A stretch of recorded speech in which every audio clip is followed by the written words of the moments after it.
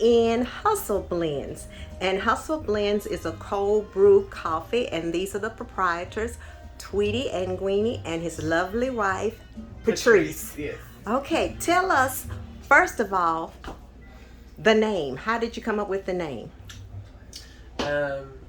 We were full-time teachers at the time, and we would always be so intrigued by entrepreneurship. And so we would stay up late, we would drink coffee. We kind of started becoming coffee snobs in a way. And so one day I was like, I'm so sick of teaching. Wouldn't it be great to create something for people who are like us, people who stay up and want to create things, people who want to, do things. Okay, I'm going to stop you right there. Now, you have two people here, probably what it would come up to be about 80 years that we were. Okay, I'm just playing with you. Keep going.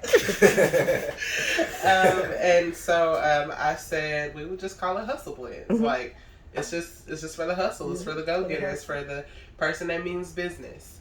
It's for the visionary. It's for the person who's not going to back down from something. And so later on, not at that time, Hustle became an acronym. We are a faith-based business. And so it just dropped on me one day, and I said, Tweety, hustle means help us see the light everywhere. Because we're very passionate about people. More than anything, I think great businesses involve great people. So, yeah. Okay. So how long did you teach? I taught for 5 years. Okay. I taught for 2. For 2. I Smart. 2 and through. 2 and through. What grades did you teach? I taught 9 through 12. 9 through 12. Yeah. Oh, okay, Yeah. okay. So did I. So did Yes, Miss Newton. I 9 only through taught high 12. school. Yeah. And we loved it. Yeah. But I do think that a lot of people, especially young people, have that desire to work for themselves. Yes, ma'am. And you have to kind of get out and do it. I met a guy, and the way I've heard about him, he was a fashion designer. And in my class, because I taught at TCC, I asked him to tell me about entrepreneurs, and they mentioned his name, Stephen Goodall. Okay. I never heard of him. But I went to something one day, and they had you going around naming yourself, telling what your name was, and I told him, and he did. I said, oh, my student talked about you. Well, this week, he said his folks wanted him to go to school, so he went to Southern. He said, I did not graduate because I did not want that. This week, he showed at New York Fashion Week. That's awesome. Yeah, so he got to do, what he said he was going to do. That's awesome. Okay, now, so we like the building, but I want you to tell me what cold brew coffee is. So cold brew coffee is different from hot coffee or hot coffee that is iced. Because cold brew coffee is steeped with cold water for about 12 hours, 12 to 20 hours overnight. So what that does is that it gets rid of all the jitters that you get when you're drinking hot coffee. And it helps you when it comes to the acid reflux. There's no acid reflux with cold brew. So cold brew is something that could be beneficial to your health, but also tastes good as well. So, with hot coffee, you kind of have that caffeine hit you all at once. Just the initial shock of And that it gives hot you water. it gives you that real powerful punch, but it doesn't last long. And when it comes to cold brew, it kind of maintains the caffeine level. So you could drink it in the morning and it will last up until 5 p.m.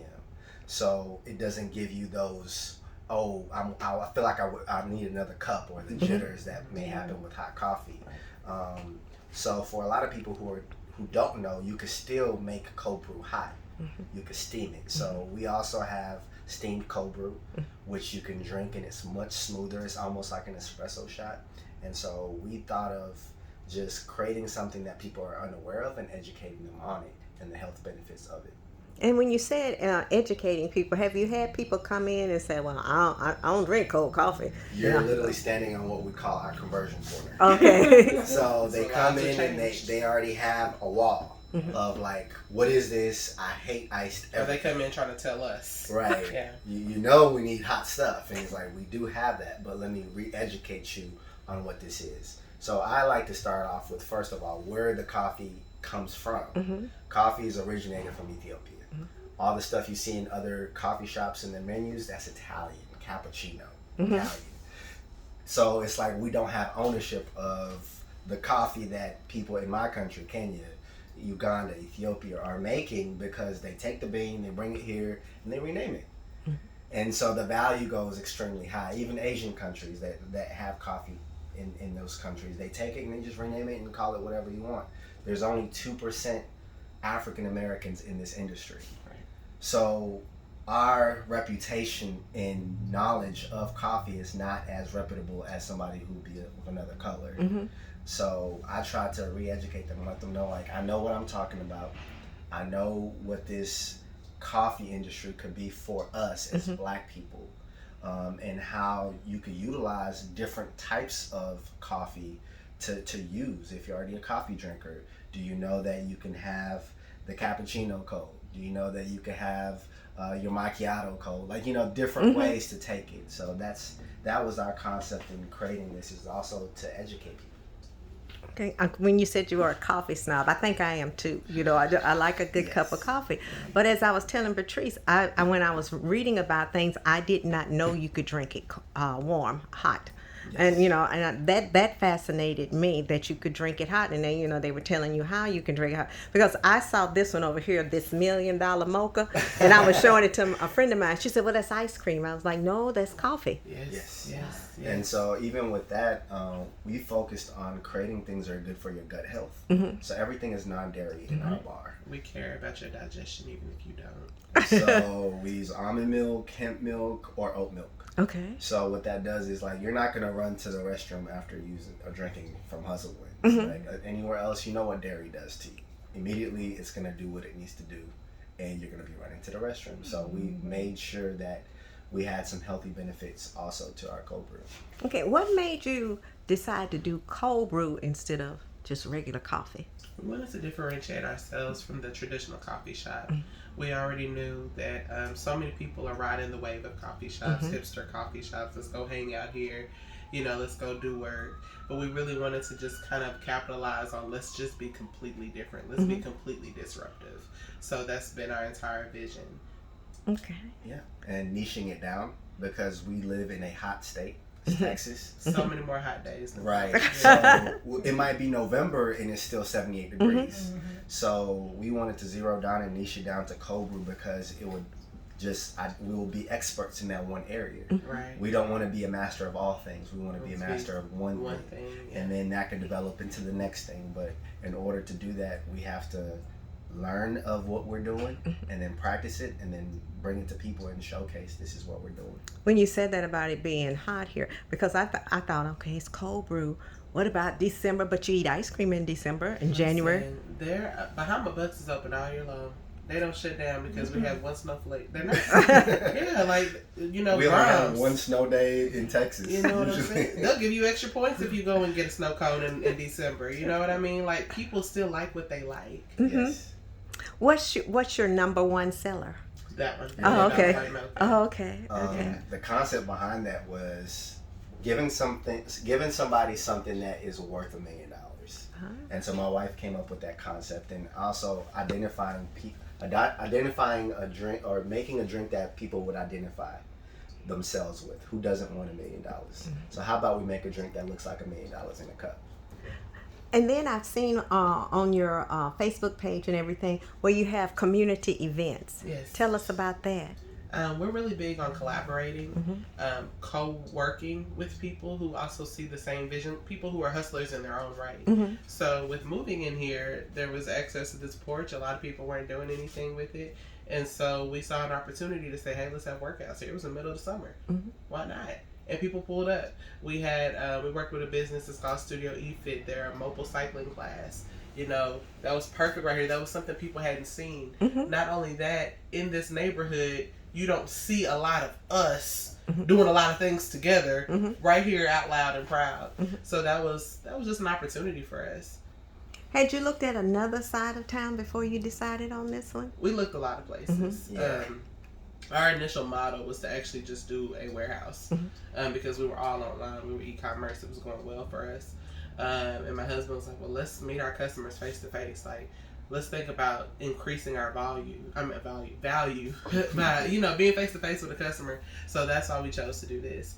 But we looked plenty of different places, but this seemed to make a lot of sense. Have you had your regular customers that you know what they want before they come in? Absolutely. Or by the mood they're in. You know, they'll come in and because they're so familiar with our menu, they're like, I'm having a hard day today. Give me Hustle Cold Brew on ice. Give me a Southside. You know, I want to treat myself. Give me an Ola Vito. Give me a $1 million, you know. When did you first taste your first cold brew? We made it in our kitchen. Oh, okay. I think for me, it was 2012. You were a baby. Yes, pretty much. My brother and I went to a coffee shop, and I wanted them to explain what was on the menu, and so the guy was telling me the difference between that and everything else on the menu, because obviously you see the price difference, and you're like, wait a minute, isn't it iced coffee? Yeah. You know, but once he explained it and I tasted it and I could taste the notes, I could be, oh, it's a nutty flavor. I could, you know, my flavors became alive, and I was like, this is just not regular Folger. This is not just regular coffee. This is something that takes time. And what we started to understand with cold brew is that since it takes time, the value of it goes up. And so, 2012. Yeah. And like you said, you have to be, educated about it, because I think Central Market had a coffee tasting thing, and you could, you can tell the difference in certain coffees. You can tell right quick, no, that's not what I wanted, that's not what I ordered, or whatever. Okay, so y'all were relatively young when y'all decided to go out on your own. What did your parents say? On our own, in entrepreneurship? I think they found out later. I think they found out after we did it. I got a call like 3 months afterwards, like, you not teaching no more? Like, yeah, I'm not. From my side, my parents are entrepreneurs at heart. My dad and mom both owned a barbershop in Kenya, and like they've always been go-getters. They're and hustlers, yeah. To this day. Yeah. And so my parents were really excited for the opportunity for us to, build a legacy. Small business is all about that, especially while you're young. And I felt, if anything, we were behind, because, when you are building something, you want to build it when you have the energy. And so they understood that. My dad and my mom were very big on do it while you're young, do it while your kids are young, so you can have something to hand over to them. So they were really excited, and they've been a great support system for us. Right. And my family, I think I made them a believer. Okay. Like, I think it's the total inverse. It's them coming and saying, wow, you really did that. You weren't just talking. And that was something that was new for them and made them say, like, what can I do? Okay. Can you tell people where you're located, and then tell them about your website, how they can get in touch with you? Yes, we are at 1201 Evans Avenue. We're at the intersection of Evans and Rosedale, Suite 101. And you can find us at www.HustleBlendz.com. And we're HustleBlendz with a Z on all social media platforms. Okay. Thank you very much. I appreciate it. Thank you. So what are some of the activities that you've had on this pretty porch? So we have hosted a lyric trivia night out here on the porch. It was a lot of fun. We had our community come out, and we were able to answer some really fun questions. We've had many different workout events out here. We've had a collaboration event with Southside Community Garden in Steer, Fort Worth. That was just a networking event where people have come together and, shook hands, kissed babies, all of that good stuff. So we've had a lot of good fun stuff out here. Okay. We've invited the community out. If somebody is wanting to do something, do they just contact you and see if they can? If it's in collaboration with HustleBlendz, definitely just hit us up.